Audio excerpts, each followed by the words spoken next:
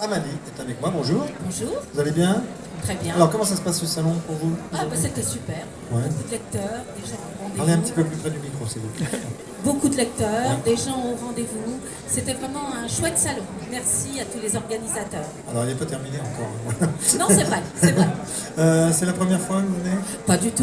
Non. Je crois que je suis venue dans les premières années même de ce Oh, salon. en effet, alors, ça remonte pas loin. 4 livres que vous nous avez apportés là, je vous laisse nous les faire découvrir. Alors, j'écris globalement sur la Bourgogne, sur les différentes, entre guillemets, régions de Bourgogne. Je cite le Morvan, la Puisaye, le Pays d'Hôte. Mais également, donc, les légendes de Noël concernent tous les lieux de Bourgogne où se sont déroulés des contes ou des histoires anecdotiques le soir de Noël. Alors on voyage avec vous à travers l'histoire de Noël. À travers la légende en général. Alors, les légendes. Là, je vous parlais des légendes de Noël, mais en ce qui concerne la Puisaye, le Morvan et le Pays d'Hôte, on voyage en légende à travers justement ces différentes régions au sein de la Bourgogne. Il y en a beaucoup des légendes.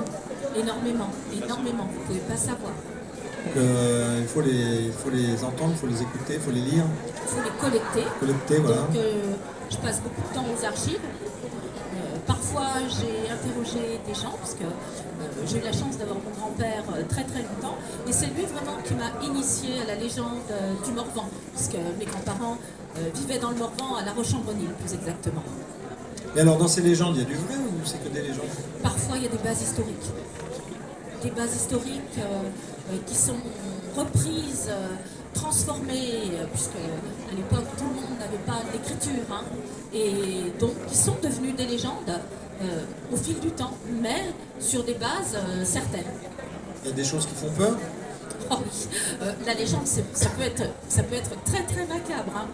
Donc c'est pour ça que je distingue les contes et les légendes. Donc dans mes recueils, j'ai également écrit des contes pour enfants. Là, ça fait pas peur, c'est pas sanglant, parce que très très souvent justement, et aussi parce que les gens avaient besoin d'émotions fortes, très très souvent les légendes sont sanglantes. Donc il y avait des légendes aussi pour faire peur à d'autres personnes, à d'autres familles, ou qu'on inventait en quelque sorte. Oui, et que l'on racontait dans les veillées. Ah oui. Les fameuses veillées du soir au coin de la cheminée, quand les travaux des champs étaient terminés. Donc on se réunissait en veillée et on se racontait ces fameuses légendes. Alors il y a des gens qui n'y croyaient pas, il y en a qui y croyaient. Oui, et il y a des gens qui n'y croyaient pas, mais qui faisaient en sorte de faire encore plus peur.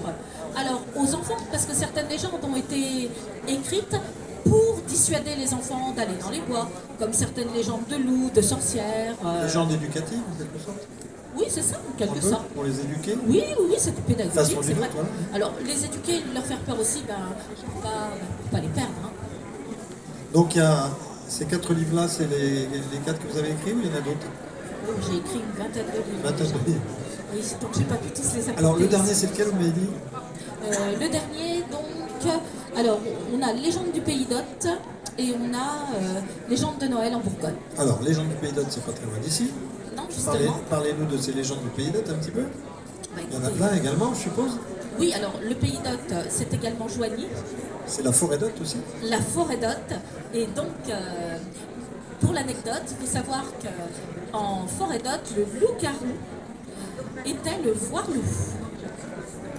Et c'est la particularité du voir-loup, contrairement au loup-garou qui ne se transforme qu'en loup, c'était de se transformer en sanglier, en renard. Et ça, c'est tout à fait particulier, tout à fait propre au Pays d'Hôte.